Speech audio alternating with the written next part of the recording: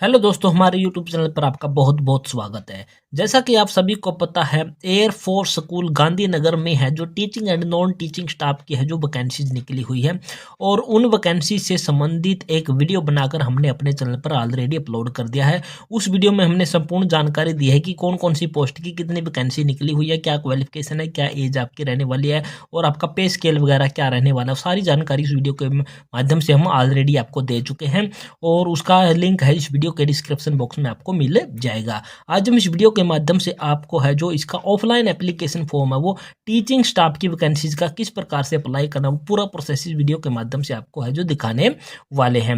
Official website से लिया गया यह एक ऑफिशियली आपका है जो ऑफलाइन एप्लीकेशन फॉर्म आपका रहने वाला है जो कि एयर फोर्स स्कूल गांधीनगर का आपका रहने वाला है। ये आपकी ईमेल आईडी आपको यहाँ पर दिखाई देने वाली है और स्कूल का लोगो आपको इस प्रकार से यहाँ पर दिखाई देने वाला है। यहाँ पर सबसे पहले क्या करना है, कैंडिडेट की फोटो है जो चिपका देनी होगी और इसको सेल्फ टेस्टेड वगैरह कुछ भी नहीं करना होगा। सीरियल नंबर 1 पर आपको यहाँ पर क्या करना है, पोस्ट अप्लाइड फॉर, जिस भी पोस्ट के लिए आप टीचिंग स्टाफ की जिस भी पोस्ट के लिए अप्लाई करने वाले हो उस पोस्ट का नाम आप यहाँ पर डाल देना। हम यहाँ पर NTT यानी कि नर्सरी टीचर ट्रेनिंग टीचर के लिए हम अप्लाई करने वाले हैं तो उसको यहाँ पर हमने लिख दिया। सेशन आपने लिखना 2025-26। इसके बाद नंबर 1 पर आपने नेम ऑफ द कैंडिडेट आपने ब्लॉक लेटर में जितना हो सके एप्लीकेशन फॉर्म को फिल करने की कोशिश करनी है। तो आधार कार्ड के अनुसार आपने अपना नाम लिख देना है। उसके बाद 10वीं की DMC के अनुसार आपका नेम की स्पेलिंग क्या है वो आपने यहाँ पर लिख देनी, जैसे कि हमने यहाँ पर आपको लिखकर दिखा दी है। पॉइंट नंबर 2 पर डेट ऑफ बर्थ आपने लिखनी है, जो भी 10वीं की DMC में आपके रहने वाली वो डेट ऑफ बर्थ आपने यहाँ पर लिख देनी है। और यहाँ पर 1 जुलाई 2024 लिखा हुआ था एप्लीकेशन फॉर्म पर, लेकिन जो एडवर्टाइजमेंट निकली हुई है उसमें 1 जुलाई 2025 लिखा हुआ था तो हमने इसको है जो 25 बना दिया है और 1 जुलाई 2025 में से हमने अपनी डेट ऑफ बर्थ को मैनेज कर दिया। उसके बाद हमारी यहाँ पर एज है जो निकल कर हमारे सामने यहाँ पर आ जाएगी। इसके बाद पॉइंट नंबर 3 आपको यहाँ पर लिखना है आधार नंबर। तो हमने आधार नंबर पूरा नहीं लिखा है क्योंकि हम किसी भी व्यक्तिगत जानकारी को साझा नहीं कर सकते हैं, तो हमने यहाँ पर आधार नंबर आधा लिख दिया, कट मार्क बीच में हमने यहाँ पर डाल दिए हैं। इसके बाद पॉइंट नंबर 4 आपको यहाँ पर दिखाई देने वाला है नेम ऑफ फादर, यानी कि हमने फादर की नेम की स्पेलिंग आपने यहाँ पर कैपिटल लेटर में लिख देनी है। इसके बाद पॉइंट नंबर 5 आपको यहाँ पर दिखाई देने वाला होगा स्पोज नेम।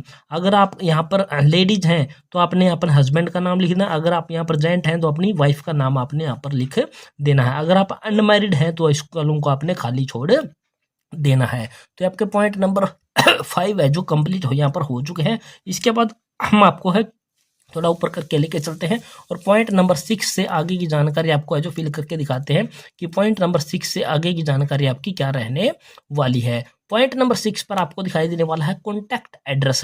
कॉन्टैक्ट एड्रेस में आपने अपना है जो अपना नाम, उसके बाद वाइफ और या फिर डेट ऑफ जो भी आपका रहने वाला है, उसके बाद अपना हस्बैंड या अपने फादर का नाम लिख देना, उसके बाद विलेज या शहर का नाम आपने यहाँ पर लिख देना है, उसके बाद अपनी डिस्ट्रिक्ट लिख देनी है, उसके बाद अपना स्टेट लिख देना और यहाँ पर पिन कोड आपने डाल देना है।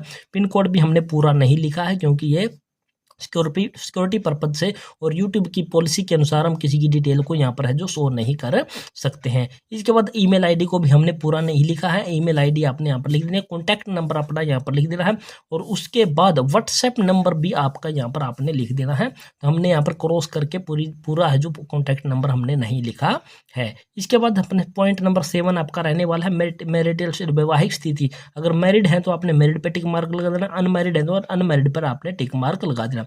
अगर आप मैरिड हैं तो पॉइंट नंबर 8 में आपने क्या देना, फैमिली कॉम्पोजिशन देने, नंबर ऑफ चिल्ड्रन, अगर आपके मैरिड के बाद बच्चे हो चुके तो बच्चों की संख्या देनी है।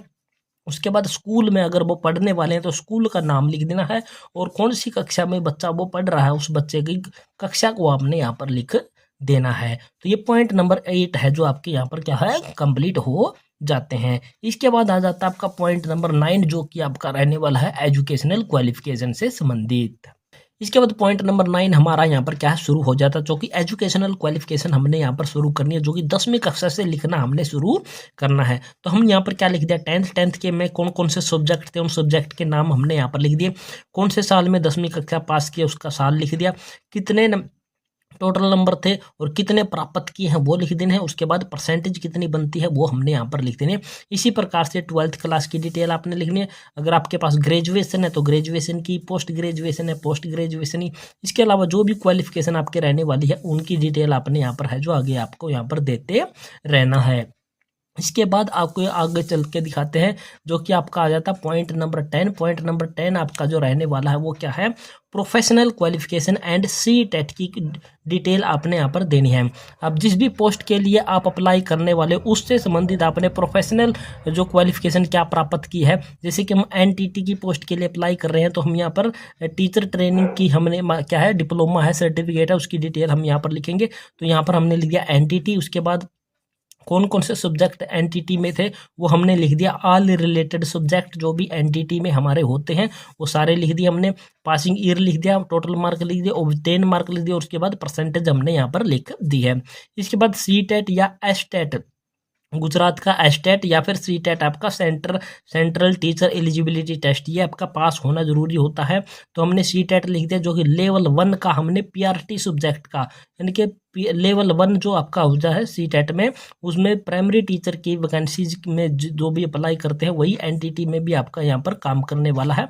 तो हमने यहाँ पर लिख दिया पीआरटी सब्जेक्ट, जितने भी पीआरटी में सब्जेक्ट होते हैं लेवल 1 में वो सारे इसमें इंक्लूड हो जाते हैं।